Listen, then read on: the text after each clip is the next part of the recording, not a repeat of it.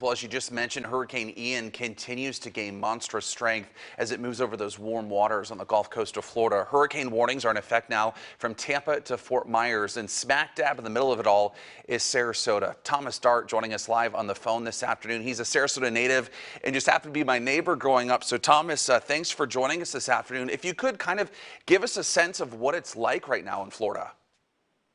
Yeah, Barrett, thanks for having me.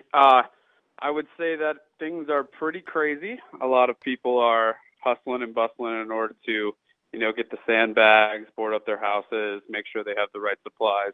That's what we've been doing all morning. We boarded up the doors, put some sandbags by them, make sure we bring in anything that can kind of fly around inside. Sure. And do you think people are taking evacuation seriously this time around? I would like to think so. Technically, my family and I are in the evacuation zone, but we're going to try to bear down and see if we can make it through.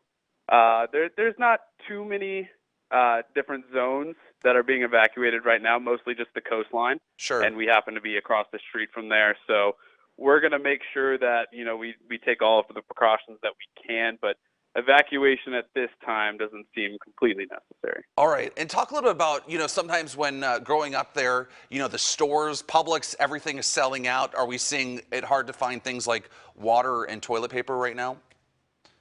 Yeah, so canned goods really went off the shelves fast. Power bars, any type of granola bars, the dry foods that you don't have to refrigerate are pretty much completely gone. They did a pretty good job with restocking the water so far, but now it's getting to the point where it's completely sold out, and so is gas in the gas stations.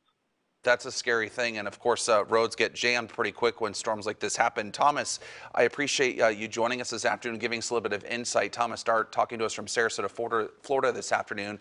By the way, you can track the latest on Ian's path on our website at wearegreenbay.com.